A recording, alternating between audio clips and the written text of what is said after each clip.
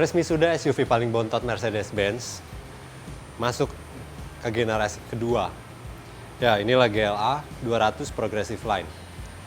Dengan harga 779 juta rupiah off the road, dia sekarang lebih tinggi dengan wheelbase lebih panjang katanya. Apakah itu memberikan kabin yang lebih lapang? Simak terus video berikut ini ya.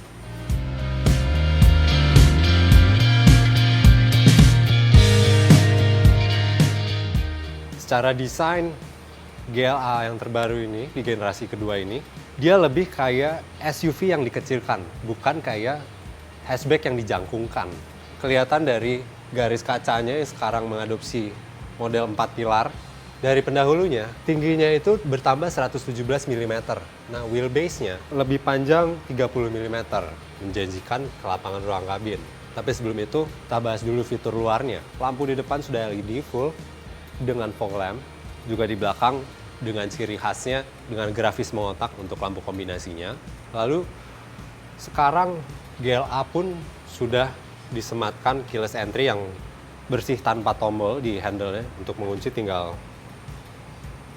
di slide aja di sensornya, terus buka tinggal masukin ke dalam, itu udah terbuka langsung sendiri gitu, mudah gitu.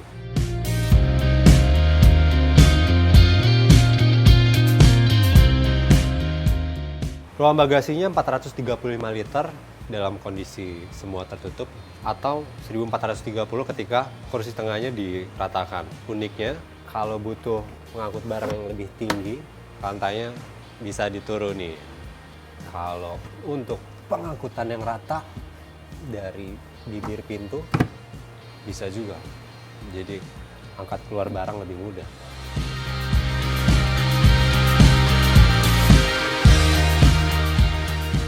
Dia tetap punya elemen-elemen seperti cladding gitu, cladding hitam, dan dihiasi ornamen chrome. Tapi ini bukan knalpot, hanya penghias aja gitu. Tapi tetap manis kok. Sekarang kita lihat interiornya ya.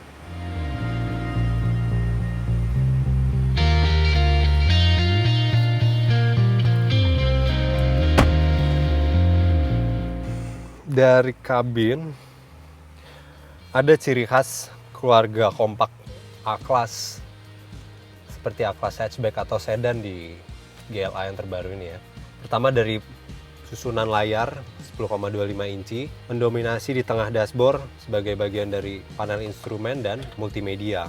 Untuk AC-nya, dia automatic climate control tapi masih single zone. Tersedia 2 USB outlet, itu Type C. Terus di sini ada pengaturan untuk layar infotainment. Nah, layar infotainmentnya diatur lewat touchpad ini, atau bisa lewat touchscreen, atau bisa lewat steering switch. Ada touchpad, ada tombol juga, ada slider juga untuk volume.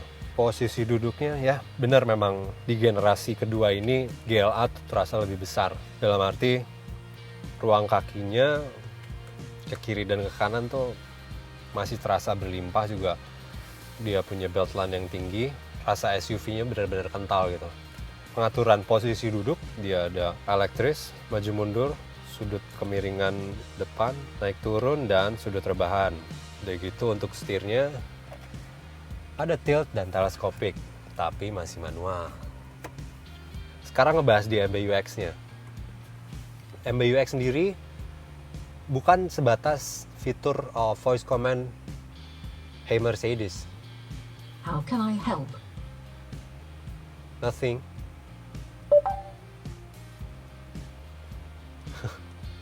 Tapi sebenarnya bagian dari MBUX itu adalah bagian personalisasi antar pengguna. Jadi misal saya, teman saya yang lain lagi berbagi satu mobil, kita bisa punya profil masing-masing.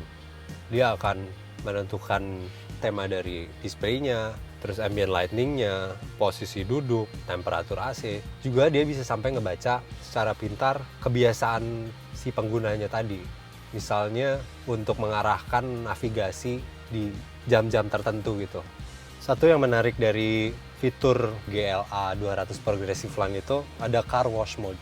Kalau mau masuk automatic car wash misalnya, karena dia punya automatic wiper dan diisi dengan sensor-sensor seperti blind spot warning. Nah, si car wash function ini matiin semua fitur-fitur yang akan mengganggu saat kita cuci mobil gitu.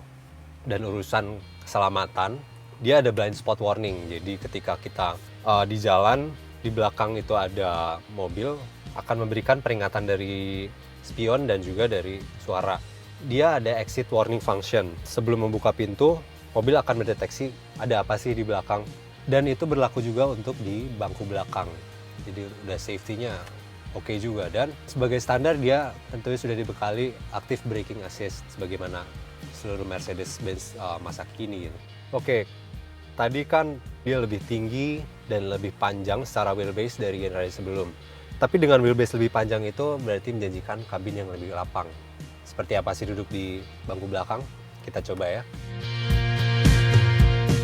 Untuk di GLA ada satu bagian dari desain yang cukup fungsional gitu ya. Karena dia sebuah SUV, bisa suka kotor-kotoran. Nah, pintu itu nutup sampai bawah. Jadi bagian seal yang kita langkahin itu bakal terjaga kebersihannya gitu. Jadi pas keluar mobil, walaupun habis off-road atau habis lewat jalan yang becek, celana nggak akan kotor sama seal plate yang kotor.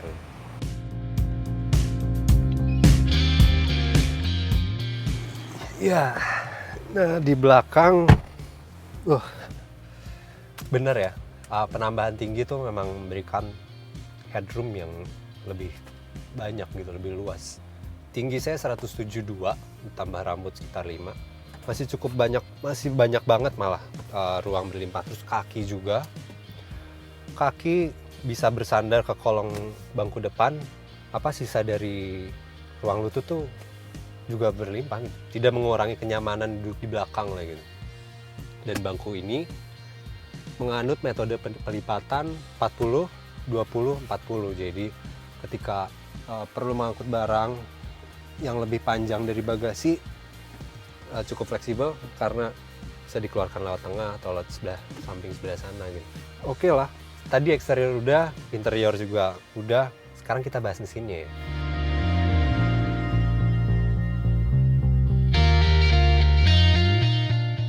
Di balik bonet si GLA 200 Progressive Line ini tersemat jantung serupa di A-Class, di CLA, yaitu 1332 cc 4 silinder turbo yang menghasilkan tenaga 163 horsepower dengan torsi 250 Nm. Output sebesar itu di dalam perkotaan cukup lah. Dan tugas penyaluran itu dilimpahkan pada transmisi DCT dual clutch 7 percepatan.